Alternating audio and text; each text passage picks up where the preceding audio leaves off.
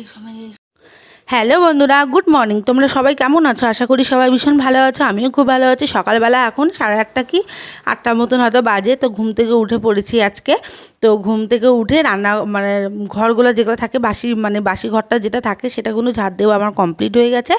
আর এটা উঠানটা বাকি আছে। তো তার আগের দিনকা হচ্ছে যে মানে রাত্রেবেলা সন্ধ্যাবেলার দিকে ঝড় আসছিল। ঝড় বলতে কি ওই হালকা হাওয়া করেছে, সেই কারণে সব ফুল গাছ থেকে মানে ফুলগুলো সব পড়ে গেছে।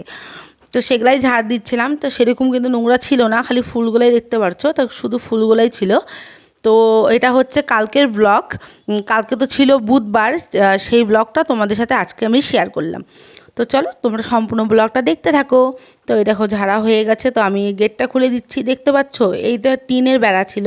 তো টিনের বেড়া এটা নতুন দেওয়া হয়েছে, কেন পিছন দিকে আমার গাঁদা ফুলের অনেক গাছ হয়েছে, ফুল টুলগুলা। তো ভোরবেলা মাসি পিসিরা এসে তো ফুলগুলো সব কিন্তু নিয়ে চলে যায়। সেই কারণে আমি বরকে বলেছি যে এই টিনগুলো দিয়ে একটা ঘেরা দিয়ে দাও আর একটা গেট বানিয়ে দাও।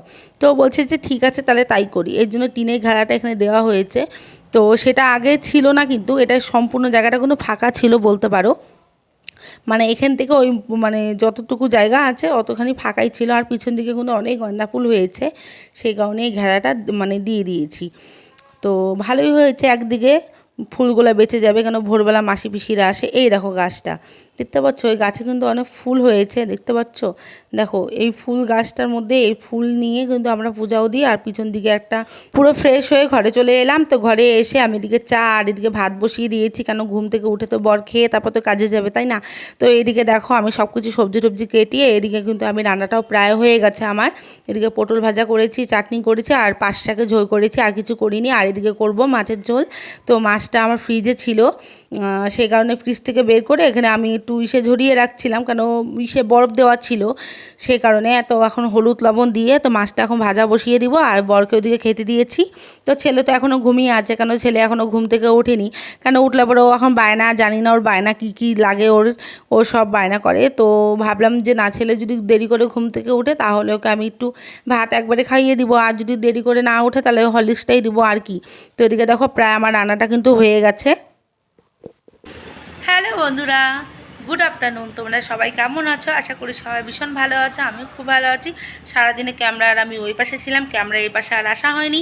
তো সেরকমভাবে তোমাদের সাথে কথা সেরকম বলতে পারলাম না। আর সকালবেলা খুবই একটু ব্যস্ত ছিলাম, দেখতেই পাচ্ছিলে। তো এখন দুপুর কটা বাজে? এখন দুপুর 1:15 বাজে। তো ছেলেও কিন্তু ঘুম থেকে সকালবেলা উঠে পড়েছে, বড়ও ঘুম থেকে উঠে পড়েছে। তো বর সকালে খাওয়া দাওয়া করে দোকান চলে গেছে, ছেলেকেও সকালে খাওয়ানো হয়ে গেছে। তো এখন আমার বাকি কাজ হচ্ছে যে এখন আমি ঘরটা ঝাড় দিয়ে ঘর মুছবো। আর এদিকে হচ্ছে যে একটা মোটা একটা ব্ল্যাঙ্কেট আছে, ওই ব্ল্যাঙ্কেটটা পেতে তারপর তো আমার মানে ননাসের বর ওখানে ঘুমিয়েছিল। তো সেই কারণে ব্ল্যাঙ্কেটটা এখন আমাকে ধুয়ে দিতে হবে, কারণ ব্ল্যাঙ্কেট ধুতে না এত খারাপ, মানে খারাপ বলতে কি এতটা মানে খুবই কষ্টকর হয় না। মানে মোটা ব্ল্যাঙ্কেট, বুঝতেই পারছো। জলে যদি ব্ল্যাঙ্কেট যদি ভিজিয়ে রাখি, সেই ব্ল্যাঙ্কেট কতটা ভারী হয় তোমরা ভাবতে পারবে না। সে মানে প্রচণ্ড ভারী হয় যদি জলের সেই ব্ল্যাঙ্কেটটা ভিজানো থাকে। তো আমি ওই জন্য ভিজে রাখিয়ে নিই, আর হচ্ছে নিরমা দিয়ে আর ব্ল্যাঙ্কেটটা এখন ধুবো আমি। তো এখন ধুয়ে টুয়ে তারপরে একবারে স্নান টান তারপর করবো। তো চলো তোমরা ব্লগটা দেখতে থাকো। তো এই দেখো এই প্রথমবার এই পোকাটা আমি দেখলাম, এটা হলো শুঁয়াপোকা। এটা যদি গায়ে লাগে তাহলে বাস আর কোনো কথাই নেই, সারা গা চুলকানো শুরু করবে। তো যাই হোক, এই পোকা দেখে তারপর সোজা চলে গেলাম কুয়ার পাড়ে। তো কুয়ার পাড়ে এসে ভাবলাম যে না, চেয়ারগুলো তো পড়ে আছে, চেয়ারগুলো তো ধোয়া হয়নি। তো এই জন্য ভাবলাম যে চেয়ারগুলো এই পাশেই ছিল, তাই ভাবলাম যে না, চেয়ারগুলো ধুয়ে তারপর ঝরিয়ে দিই। তো ওই জন্য চেয়ারগুলো আমি সব কিছু ধুয়ে টুয়ে নিয়ে একবারে টিনের মধ্যে দিয়ে দিলাম। তো এটা ঝরিয়ে যাবে, তারপর সন্ধ্যাবেলা ঘরে নিয়ে আসবো। আর এই দেখো মোটা একটা ব্ল্যাঙ্কেট দেখতে পাচ্ছ, এটাকে আমাকে একাই ধুতে লাগবে। যাই হোক, বর্মশাই তো কাজে গেছে, ওখানে ও তো ছিল না বাড়িতে। তো ওই জন্য আমি বসিয়ে দিলাম। এই দেখো এখন আমি জল নির্মাটা দিয়ে দিলাম এই জন্য আগে, তারপর জল দিয়ে দিলাম। তো জল টল দিয়ে এখন এটাকে পা দিয়ে কষলাবো, তোমরা দেখতে থাকো। ব্ল্যাঙ্কেট ধুতে গিয়ে আজকে আমার জিনা হারাম হয়ে গেছে, কি বলবো আর। এই দেখো কসলাতে কসলাতে জীবনটা আঁকড়ে, মানে কি বলবো আর, কোমরটা তো গেছেই, তার সাথে তো পুরো প্রচণ্ড হাঁপিয়ে গেছি। এই দেখো প্রচণ্ড হাঁপিয়ে গেছি। তোমাদেরকে তখন বললাম যে 2-2:30টার দিকে আমি কাপড় মানে ব্ল্যাঙ্কেটটা ধুবো, মানে ধুতে ধুতে আমার 4টা বেজে গেছে। তারপর আমি স্নান টান করে তারপর ঘরে আসছি, জানো তো।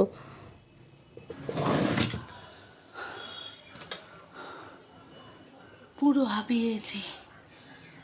আচ্ছা, এই সময় এইসব কেউ করে?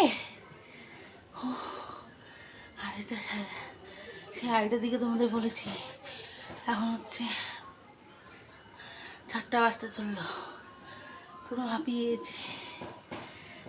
তো প্রায় আমার ব্ল্যাঙ্কেটটাগুলো ধোয়া হয়ে গেছে, তো আমি ঝরিয়ে রাখবো, এখন চেয়ারের মধ্যেই দিব, কেন চেয়ার ছাড়া এটা হবে না। আর তো ধোয়া হয়ে গেছে, আরেকবার ধুয়ে নেবো, ব্যস্ত হয়ে যাবে। তারপরে একবার স্নান টান করে ঘরে চলে এলাম। এই দেখো পুরো ফ্যালবলি মাখছি মুখে, তো ফ্যালবলি মেখে তারপরে যে চুল টুল একটু আঁচড়াবো, কেন স্নানটা করে তো ঘরে এসে তো এগুলো করতেই হয়, তাই না বলো? তো তারপর একটু খাওয়া দাওয়া করবো, কেন বড় কাজের থেকে চলে এসেছে, তারপর খাওয়া দাওয়া করবো। তো আমাদের খাওয়া দাওয়া সব কিছু কমপ্লিট হয়ে গেছে, বড় কাজের থেকে চলে এসেছে। তা এখন আমরা একটু ছেলেকে একটু ঘুম পাড়িয়ে দিব। তো এখন 5:15 মতন বাজে, তো একটু শুয়ে থাকবো এখন, তারপরে তোমাদের সাথে দেখা করছি। কখন যে ঘুমিয়ে পড়েছি আমি নিজেও জানি না, বর আমাকে ডেকে দিয়েছে, তো সন্ধ্যা লেগে গেছে, সন্ধ্যাবাতি দিয়ে দিলাম, ঠাকুর ঘরে দেওয়া হয়ে গেছে। এই বড় ঘরে ধূপধুনা একটু দেখিয়ে দিচ্ছি, কেন সন্ধ্যাবেলা সন্ধ্যাবাতি না দিলে পরে আমার খুব একটা ভালো লাগে না, যেটা সত্যি কথা বলতে।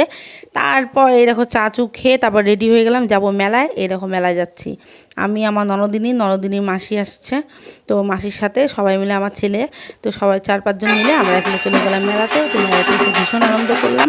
তো মেলা থেকে সবে মাত্র আসলাম, জামা কাপড়ও চেঞ্জ করিনি, খালি হাত পাটা ধুয়ে আসলাম।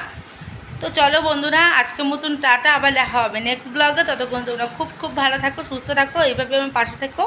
আর শুধু মেলাতে গিয়ে শুধু এই জিনিসটা কিনেছি, এই দেখো গাড়ি, শুধু আমার ছেলেকে শুধু গাড়ি কিনে দিয়েছি।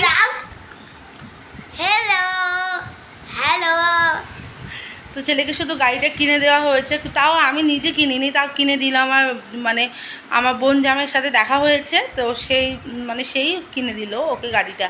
তো চলো এখনকার মতন টাটা, গুড নাইট, সবাই ভালো থেকো। আর অনেকগুলো কাজ পড়ে আছে, দেখো আজকে সব কিছু ধোয়া কাচা করেছি, দেখো আল্লাহর অবস্থা দেখতে পাচ্ছ।